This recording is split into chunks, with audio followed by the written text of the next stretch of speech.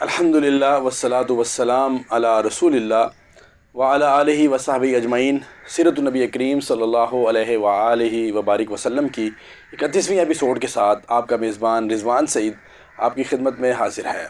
عزیز دوستو، سب سے پہلے درخواست ہے کہ چینل کو سبسکرائب کر لیجئے اور ساتھ میں موجود بیل آئیکن کا بٹن بھی دبا دیجئے تاکہ ہر نئی آنے والی ویڈیو کا نوٹیفیکیشن آپ کو بآسانی ملتا رہے، اور ویڈیو کو لائک کرنا مت بھولیے گا۔ عزیز دوستو، 29ویں ایپیسوڈ میں ہم بیان کر چکے ہیں کہ رسول اللہ صلی اللہ علیہ وآلہ وسلم میں مدینہ منورہ میں بنو النجار کے یہاں جمعہ 12 ربیع الاول یکم ہجری بمطابق 28 سپتمبر 622 عیسوی کو حضرت ابو ایوب انصاری رضی اللہ تعالیٰ عنہ کے مکان کے سامنے نزول فرمایا تھا، اور اسی وقت فرمایا تھا کہ انشاءاللہ یہی منزل ہوگی۔ پھر آپ صلی اللہ علیہ وآلہ وسلم حضرت ابو ایوب انصاری رضی اللہ تعالیٰ عنہ کے گھر منتقل ہو گئے تھے۔ اس کے بعد نبی کریم صلی اللہ علیہ وآلہ وسلم کا پہلا قدم یہ تھا کہ آپ صلی اللہ علیہ وآلہ وسلم نے مسجد نبوی کی تعمیر شروع کی، اور اس کے لیے وہی جگہ منتخب کی جہاں آپ صلی اللہ علیہ وآلہ وسلم کی اونٹنی بیٹھی تھی۔ اس زمین کے مالک 2 یتیم بچے تھے۔ آپ صلی اللہ علیہ وآلہ وسلم نے ان سے یہ زمین قیمتاً خریدی اور بنفس نفیس مسجد کی تعمیر میں شریک ہو گئے۔ آپ صلی اللہ علیہ وآلہ وسلم اینٹ اور پتھر ڈھوتے تھے۔ اس زمین میں مشرکین کی چند قبریں بھی تھیں، کچھ ویرانہ بھی تھا، کھجور اور غرقد کے چند درخت بھی تھے۔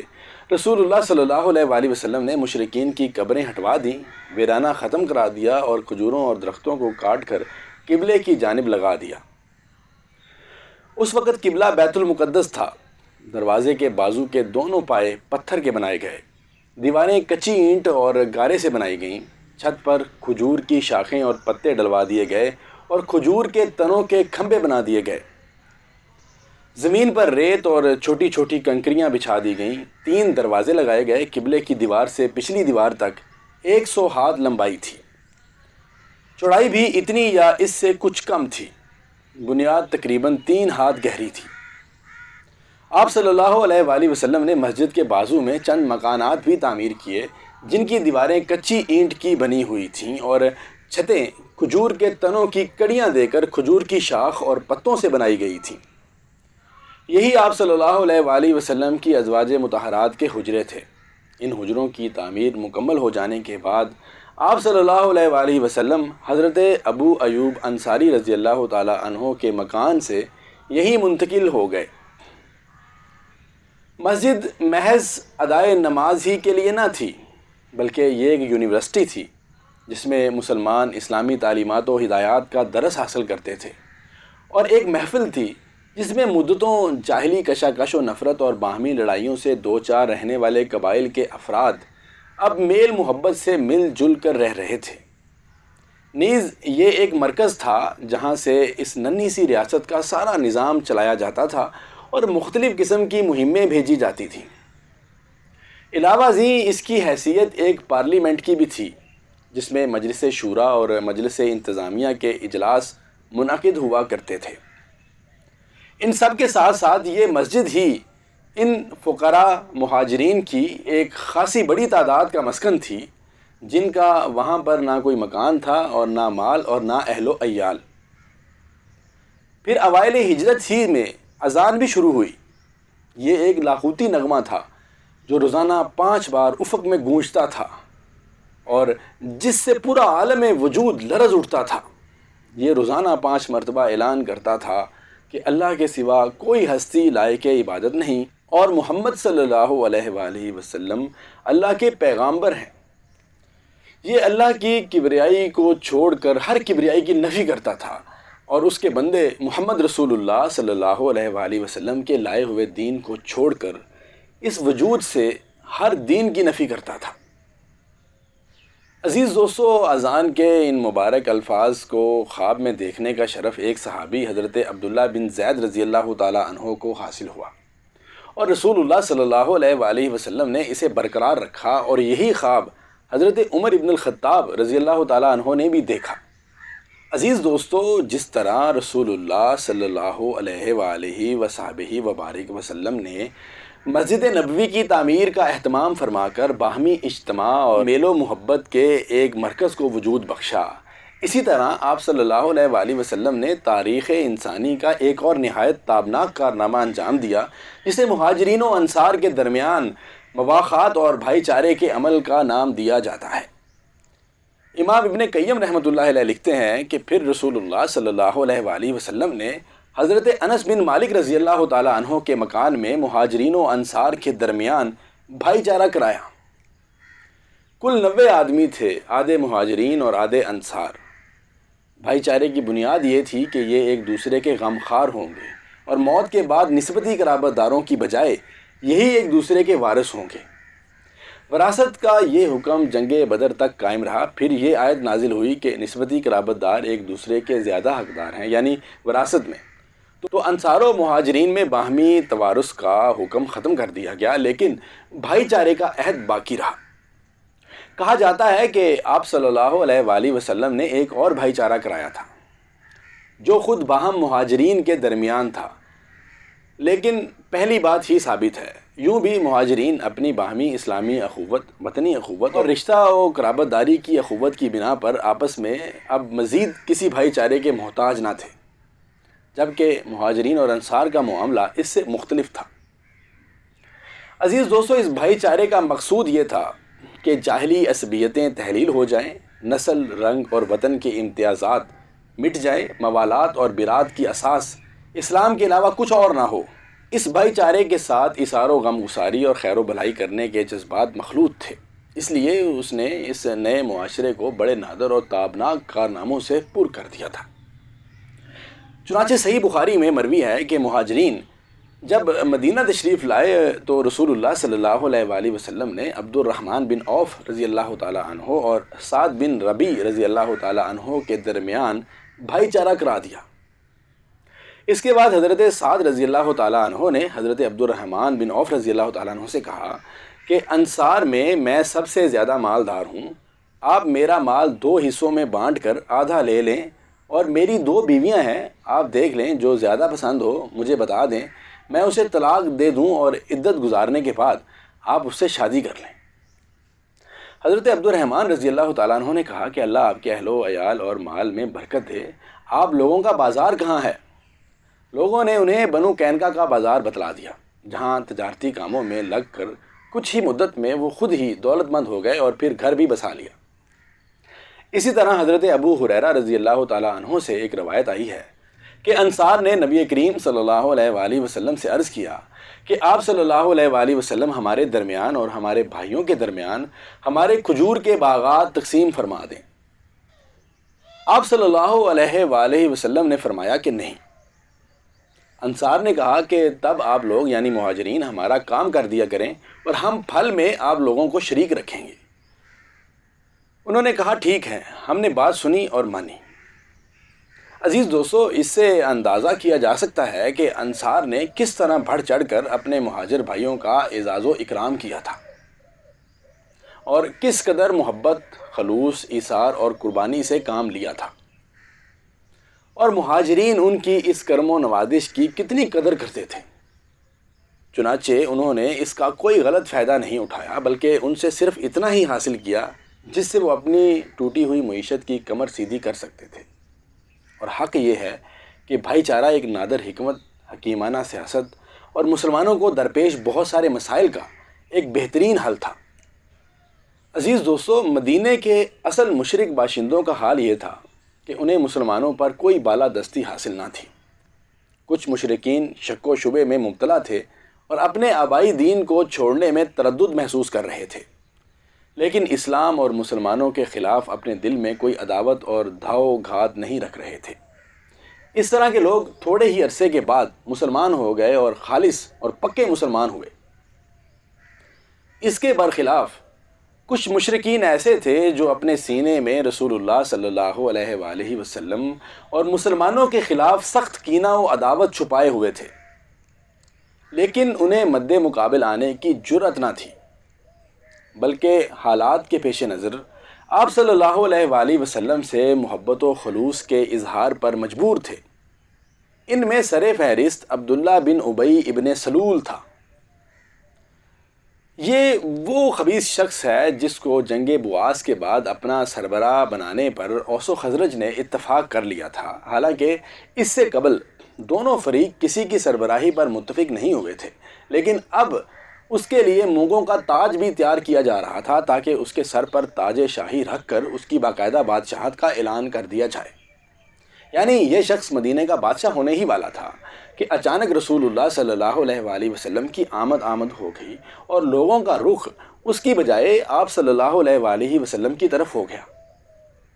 اس لیے اسے احساس تھا کہ آپ صلی اللہ علیہ وآلہ وسلم ہی نے اس کی بادشاہت چھینی ہے، لہٰذا وہ اپنے نہاں خانہ دل میں آپ صلی اللہ علیہ وآلہ وسلم کے خلاف سخت عداوت چھپائے ہوئے تھا۔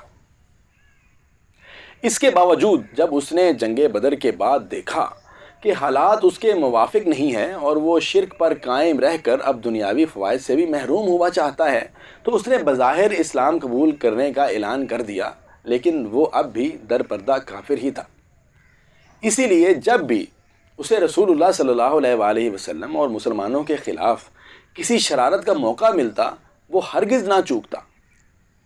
اس کے ساتھ عموماً وہ رؤساء بھی تھے جو اس کی بادشاہت کے زیر سایہ بڑے بڑے مناصب کے حصول کی توقع باندھے بیٹھے تھے، مگر اب انہیں اس سے محروم ہو جانا پڑا تھا۔ یہ لوگ اس شخص کے شریک کار تھے اور اس کے منصوبوں کی تکمیل میں اس کی مدد کرتے تھے، اور اس مقصد کے لیے بسا اوقات نوجوانوں اور سادہ لوہ مسلمانوں کو بھی اپنی چابک دستی سے اپنا اعلی کار بنا لیتے تھے۔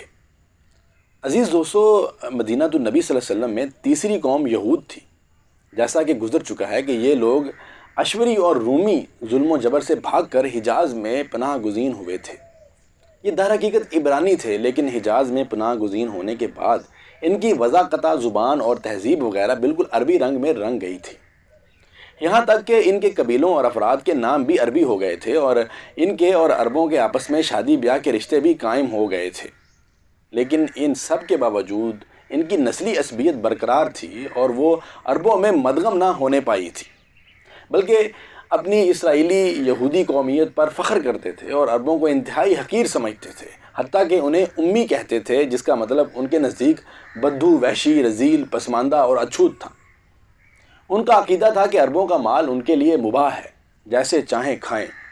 چنانچہ اللہ تعالیٰ کا ارشاد ہے کہ انہوں نے کہا کہ ہم پر امیوں کے معاملے میں کوئی راہ نہیں، یعنی امیوں کا مال کھانے میں ہماری کوئی پکڑ نہیں۔ ان یہودیوں میں اپنے دین کی اشاعت کے لیے کوئی سرگرمی نہیں پائی جاتی تھی، لے دے کر ان کے پاس دین کی جو پونجی رہ گئی تھی وہ تھی فال گیری، جادو اور جھاڑ پھونک وغیرہ۔ انہی چیزوں کی بدولت وہ اپنے آپ کو صاحب علم و فضل اور روحانی قائد و پیشوا سمجھتے تھے۔ یہودیوں کو دولت کمانے کے فنون میں بڑی مہارت تھی۔ غلے، کھجور، شراب اور کپڑے کی تجارت انہی کے ہاتھ میں تھی۔ یہ غلے، کپڑے اور شراب درآمد کرتے تھے اور کھجور برآمد کرتے تھے۔ اس کے علاوہ بھی ان کے مختلف کام تھے جن میں وہ سرگرم رہتے تھے۔ وہ اموال تجارت میں عربوں سے 2 گنا 3 گنا منافع لیتے تھے اور اسی پر بس نہ کرتے تھے، بلکہ وہ سود خور بھی تھے۔ اس لیے وہ عرب شیوخ اور سرداروں کو سودی قرض کے طور پر بڑی بڑی رقمیں دیتے تھے، جنہیں یہ سردار حصول شہرت کے لیے اپنی مدح سرائی کرنے والے شعراء وغیرہ پر بالکل فضول اور بے درے خرچ کر دیتے تھے۔ ادھر یہود ان رقموں کے عوض ان سرداروں سے ان کی زمینیں، کھیتیاں اور باغات وغیرہ گروی رکھوا لیتے تھے اور چند سال گزرتے گزرتے ان کے مالک بھی بن بیٹھتے تھے۔ یہ لوگ دسیسہ کاریوں، سازشوں اور جنگ و فساد کی آگ بھڑکانے میں بھی بڑے ماہر تھے۔ ایسی باریکی سے ہمسایہ قبائل میں دشمنی کے بیج بوتے اور ایک کو دوسرے کے خلاف بھڑکاتے کہ ان قبائل کو احساس تک نہ ہوتا۔ اس کے بعد ان قبائل میں پہم جنگ برپا رہتی اور اگر خدا نہ خواستہ جنگ کی یہ آگ سرد پڑتی دکھائی دیتی تو یہود کی خفیہ انگلیاں پھر حرکت میں آ جاتی اور جنگ پھر بھڑک اٹھتی۔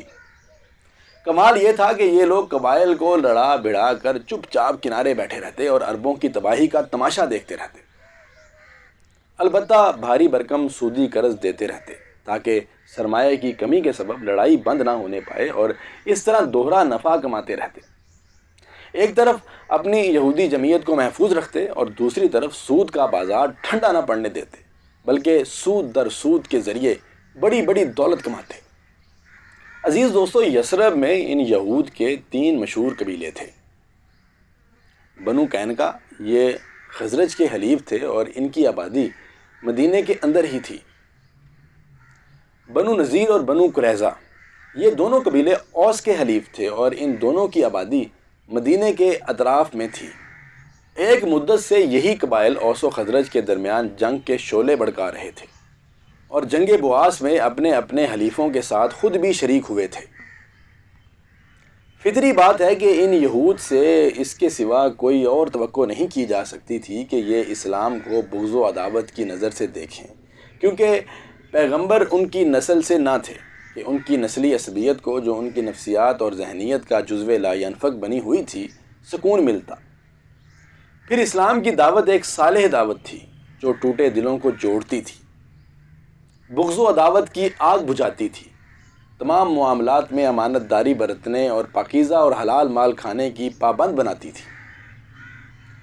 اس کا مطلب یہ تھا کہ اب یثرب کے قبائل آپس میں جڑ جائیں گے اور ایسی صورت میں لازماً وہ یہود کے پنجوں سے آزاد ہو جائیں گے، لہٰذا ان کی تاجرانہ سرگرمی ماند پڑ جائے گی اور وہ اس سودی دولت سے محروم ہو جائیں گے جس پر ان کی مالداری کی چکی گردش کر رہی تھی۔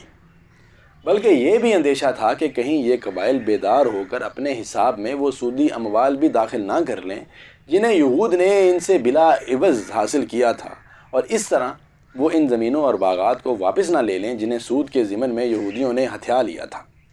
دوستو، جب سے یہود کو معلوم ہوا تھا کہ اسلامی دعوت یثرب میں اپنی جگہ بنانا چاہتی ہے، تب ہی سے انہوں نے ان ساری باتوں کو اپنے حساب میں داخل کر رکھا تھا۔ اسی لیے یثرب میں رسول اللہ صلی اللہ علیہ وآلہ وسلم کی آمد کے وقت ہی سے یہود کو اسلام اور مسلمانوں سے سخت عداوت ہو گئی تھی، اگرچہ وہ اس کے مظاہرے کی جسارت خاصی مدت بعد کر سکے۔ اس کی کیفیت کا بہت صاف پتہ ابن اسحاق کے بیان کیے ہوئے ایک واقعے سے لگتا ہے۔ ان کا ارشاد ہے کہ مجھے ام المومنین حضرت صفیہ رضی اللہ تعالی عنہا بنت حی بن اخطب سے یہ روایت ملی ہے کہ انہوں نے فرمایا کہ میں اپنے والد اور چچا ابو یاسر کی نگاہ میں اپنے والد کی سب سے چہیتی اولاد تھی۔ میں چچا اور والد سے جب کبھی ان کے کسی بھی اولاد کے ساتھ ملتی تو وہ اس کی بجائے مجھے ہی اٹھاتے۔ جب رسول اللہ صلی اللہ علیہ وآلہ وسلم تشریف لائے اور قباء میں بنو عمر بن عوف کے یہاں نزول فرما ہوئے تو میرے والد حی بن اخطب اور میرے چچا ابو یاسر آپ صلی اللہ علیہ وآلہ وسلم کی خدمت میں صبح تڑکے حاضر ہوئے اور غروب آفتاب کے وقت واپس آئے، بالکل تھکے ماندے، گرتے پڑتے، لڑکھڑاتی چال چلتے ہوئے۔ میں نے حسب معمول چہک کر ان کی طرف دوڑ لگائی، لیکن انہیں اس قدر غم تھا کہ واللہ دونوں میں سے کسی نے بھی میری طرف التفات نہ کیا، اور میں نے اپنے چچا کو سنا وہ میرے والد حی ابن اخطب سے کہہ رہے تھے، کیا یہ وہی ہے؟ انہوں نے کہا، ہاں اللہ کی قسم۔ چچا نے کہا، آپ انہیں ٹھیک ٹھیک پہچان رہے ہیں؟ والد نے کہا، ہاں۔ چچا نے کہا، تو اب آپ کے دل میں ان کے متعلق کیا ارادے ہیں؟ والد نے کہا کہ عداوت، اللہ کی قسم جب تک زندہ رہوں گا۔ عزیز دوستو، اسی کی شہادت صحیح بخاری کی اس روایت سے بھی ملتی ہے جس میں حضرت عبداللہ بن سلام رضی اللہ تعالی عنہ کے مسلمان ہونے کا واقعہ بیان کیا گیا ہے۔ دوستو، موصوف ایک نہایت بلند پایا یہودی عالم تھے۔ آپ کو جب بنو النجار میں رسول اللہ صلی اللہ علیہ وآلہ وسلم کی تشریف آوری کی خبر ملی تو وہ آپ صلی اللہ علیہ وآلہ وسلم کی خدمت میں باعجلت تمام حاضر ہوئے اور چند سوالات پیش کیے جنہیں صرف نبی ہی جانتا ہے، اور جب نبی کریم صلی اللہ علیہ وآلہ وسلم کی طرف سے ان کے جوابات سنے تو وہیں اسی وقت مسلمان ہو گئے۔